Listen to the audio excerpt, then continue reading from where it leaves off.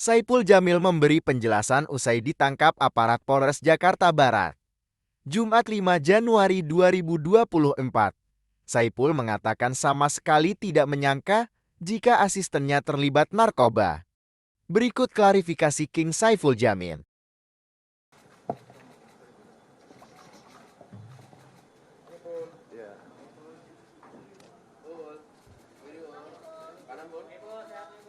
Alhamdulillah sehat.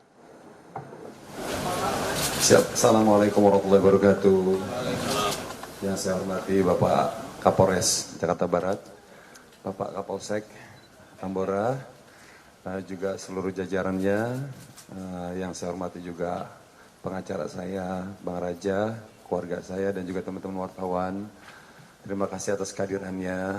Ya, hari ini saya ingin memberikan sebuah dukungan kepada Kepolisian Republik Indonesia untuk tetap selalu memberantas yang namanya narkoba. Dan saya sangat bangga dengan Polres Jakarta Barat dan juga Polsek Tambora sangat begitu sigap dalam memberantas narkoba. Walaupun saya tidak terlibat di dalamnya. Paling tidak saya ada pengalaman bahwa begitu sigapnya mereka, ya, apabila ada orang yang terindikasi dengan narkoba seperti itu. Justru dengan kejadian seperti ini, saya bersyukur ternyata orang di dekat saya ada terindikasi narkoba. Tadinya saya nggak tahu. Jadi saya sangat berterima kasih sekali kepada Polres Jakarta Barat dan juga Polsek Tambora. Terima kasih banyak. Jadi saya juga sempat nggak percaya kalau ternyata asisten pribadi saya dia salah satu pemakai narkoba gitu. Dan alhamdulillah atas izin Allah saya dari mulai kecil sampai usia saya sekarang tidak pernah yang namanya menyentuh narkoba. Sedikit pun, setetes pun, seapapun tidak pernah di dalam tubuh saya. Dan saya akan siap mendukung Kepolisian Republik Indonesia untuk memberantas narkoba yang ada di Indonesia. Itu saja. Terima kasih.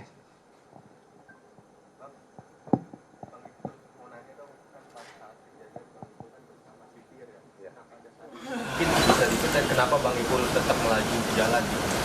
Baik, ya jadi gini, saya itu pertanyaan sangat bagus karena terus terang saya merasa tidak punya salah, saya merasa tidak punya dosa, tiba-tiba ada motor sebelah kiri nyuruh saya berhenti, tapi dengan cara yang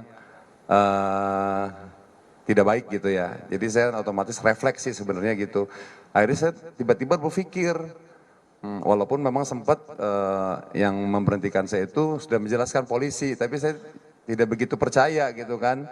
Masa polisi seperti ini itu urusannya apa dengan saya gitu. Sedangkan semua perlengkapan lengkap, ya kan, plat nomor aman gitu kan. Saya juga nggak ada narkoba, nggak ada apa gitu. Jadi saya takut.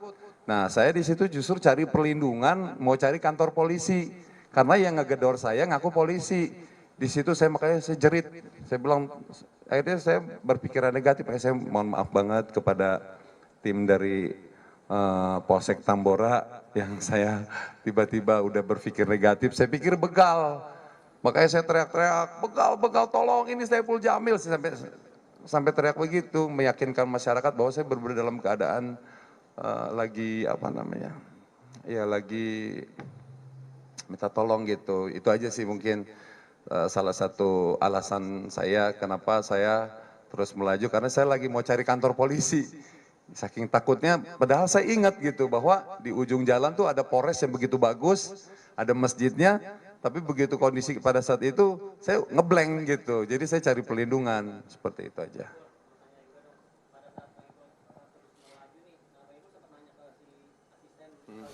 Kenapa ini gitu? Terus si S, apa jawaban dari si S ini? Enggak ada, karena saya tidak ada curiga kepada asisten saya.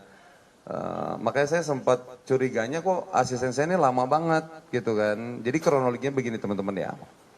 Saya ini kan boleh izin Kapolres di apa namanya sidang kronologi. Kronologi gini, saya ini mau meeting tadinya sore sama manajemen artis saya, ada abang saya, Bang Sam, Mary Hana, ada Citra, juga sama Bang Raja.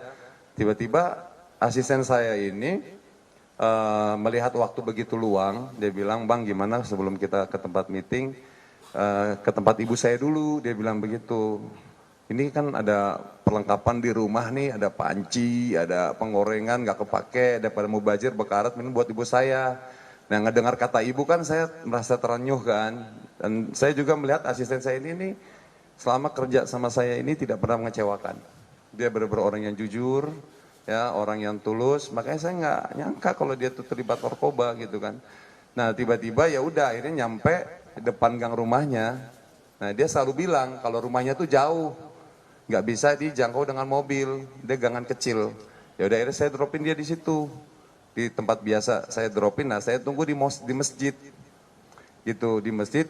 Itu jam 2 siang, jam 2 siang. Saya tungguin kok sampai jam 3 lama banget ini ngedrop panci penggorengan gitu. Tapi saya sama sekali nggak ada berpikir negatif kalau dia tuh sedang melakukan hal-hal yang melanggar hukum. Gitu. Jadi setelah dia udah nyampe jam 3 saya ingat banget tuh karena saya di situ saya wudhu, rencana mau sholat di daerah Jakarta Barat.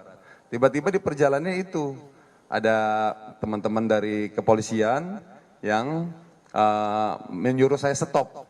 Situlah kejadiannya seperti itu.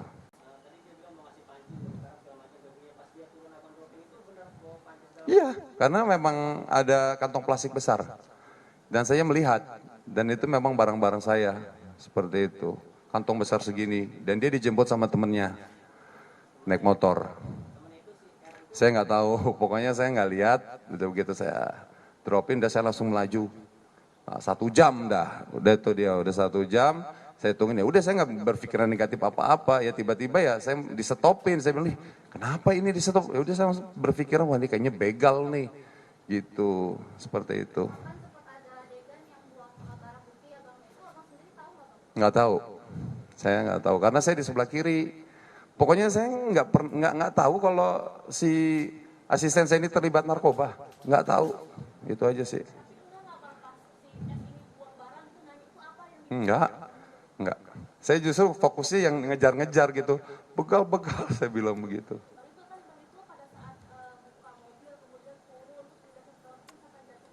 Bawah ada orang pakai begal.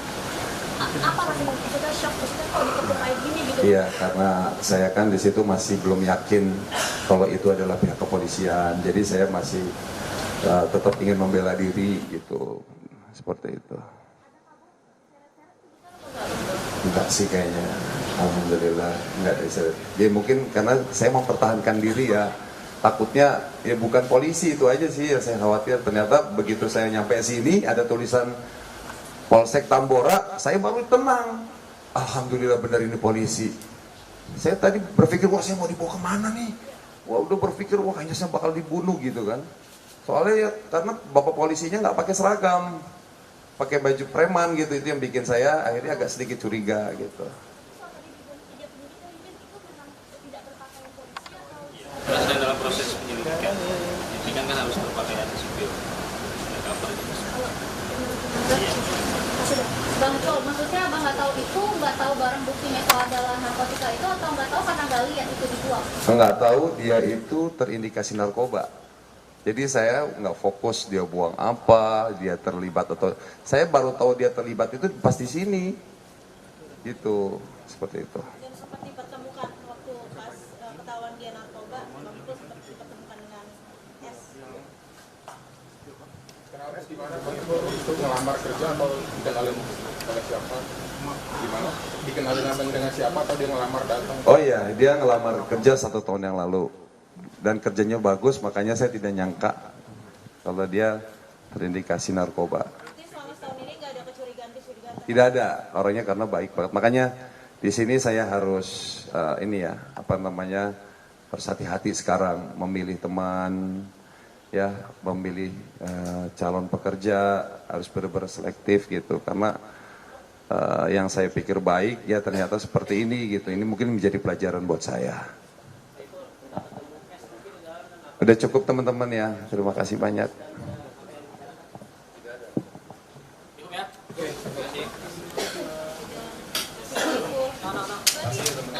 Ini udah bebas ya bang? Udah bebas dari sini?